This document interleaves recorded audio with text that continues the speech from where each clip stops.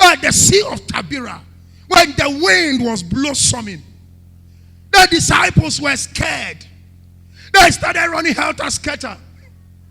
And suddenly they beckoned on the master.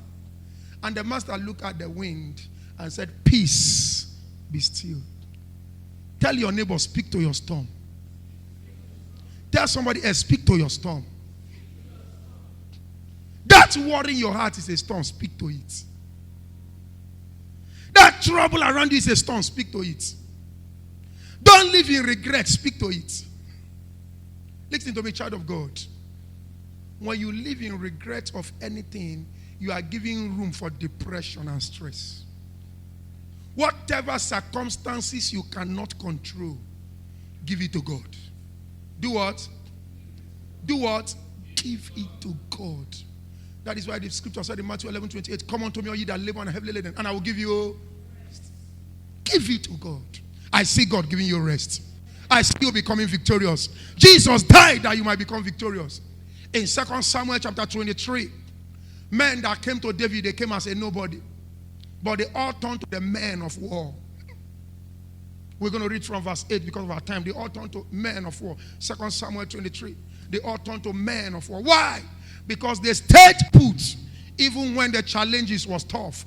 Even when the devil is saying there is no way out. They stayed put. And God brought victory for them. When you remain with God, He will give you victory.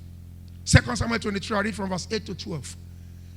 These be the names of the mighty men whom David had. They came as men that were in debt. Came as men that were frustrated in chapter 22. But in chapter 23, they turned to mighty men. Not because they've gotten wealth, but because their mind has been renewed. The first key to victory is renewal of the mind. Let your mind be renewed that you can be victorious. And you will be victorious. The Tachmonite that sat in the seat, chief among the captain, the same was Adino, the Esnite.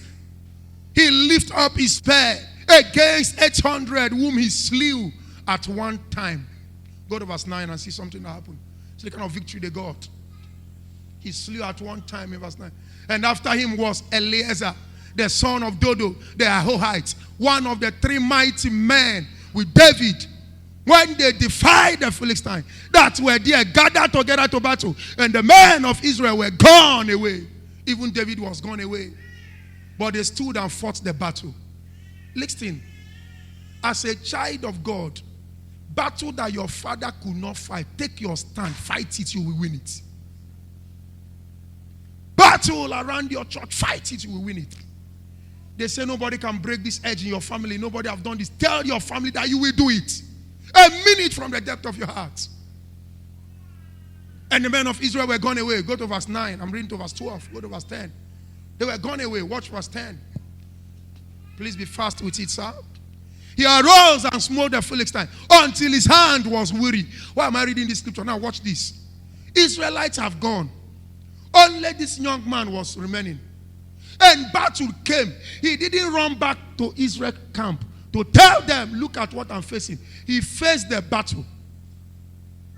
No matter the battle in your life, stop running to people that can't help you. Face the battle, you will overcome. Why? Because when you step out, God will step in. Until Peter stepped out of the ship, he couldn't have walked on the water. Step out in faith. Now watch what happened. He arose and smote the Philistine until his hand was weary, and his hand cleaved unto the sword. And the Lord wrought a great victory that day. It wasn't him that was killing the people, but his faith made God to come in. And God was killing the people, but he's the one holding the sword. When you refuse to take steps, God can't give you victory. There are risks you must take. There are steps you must take.